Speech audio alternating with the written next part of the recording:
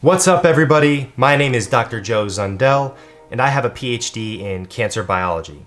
Now today I want to talk about something super important, which is a really predominant myth within my field of expertise, cancer biology. And it's this idea that we all have cancer cells within us all of the time. After today, you'll walk away with a better understanding of normal healthy cell biology, and also a better understanding of what makes a cancer cell a cancer cell. I will do my very best to try and keep this as simple and brief as possible. So let's discuss. I think a lot of this misinterpretation related to this myth that we all have cancer cells within us stems from a relatively poor understanding of cell biology. And this isn't me passing judgment on anybody who doesn't understand cell biology. I get it, this stuff is very complex, even from a foundational level. But again, I think that this myth exists because of a poor understanding or an inefficient understanding of cell biology. So I wanted to take a moment to discuss some of what the differences are between what happens in a normal cell and what happens in a cancer cell.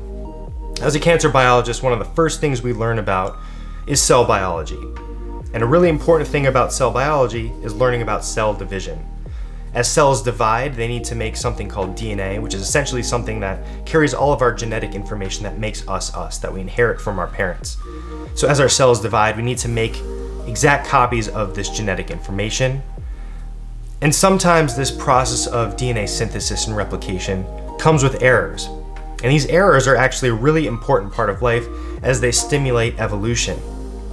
But these errors are the reason why people think that we all have cancer cells within us all the time. Because it's like this idea that we're always fighting off these errors, like we're always fighting off cancer because there's some intrinsic level of error associated with the existence of life. But that's very different from having cancer.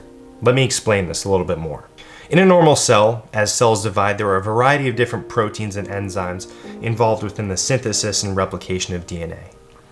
And now these errors in a normal healthy cell are readily corrected by a variety of different enzymes which kind of act as safeguards or checkpoints such that a cell can't continue dividing if there are errors that are not in favor of the cell division process.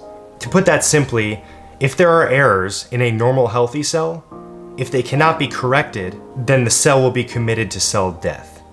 Now this is very different than what happens in a cancer cell. In a cancer cell, because cancer cells are characterized by consistent growth, because obviously it wouldn't be a cancer if it couldn't continue growing, so it has to bypass these checkpoints and these safeguards to be able to continue growing. If a cancer cell was a normal cell, the safeguards would prevent it from growing. But because a cancer is a cancer and it needs to continue growing, they come up with these really kind of elaborate mechanisms to bypass some of the safeguards associated with DNA repair and cell cycle checkpoints. And that's kind of what makes it a cancer. So what happens in a normal cell is very different than what happens in a cancer cell. And just because there's some semblance of error in normal healthy cell biology doesn't mean that we're fighting off cancer all of the time. If we all did have cancer all the time, it would actually imply that cancer was a favorable thing regarding the evolution of the human species. And we know that to be 100% false. If we all had cancer cells in us all of the time, the human race would cease to exist. All life would cease to exist, in fact, if that were true. So based on the things that I've discussed today, from a relatively, again, basic level, I hope you can begin to understand that the things that happen in normal cells are very different than the things that happen in cancer cells. And just because there's some intrinsic level of error associated with normal healthy cell biology doesn't mean that we're fighting off cancer all the time. Again, cancer cells can bypass these errors to continue growing, and that's what makes it a cancer. But we don't have that going on in us all of the time. Thank you all so much for tuning into this video. If you liked it, please subscribe for some more myth-busting content. And also, please follow me on my Instagram at dr.joezundel.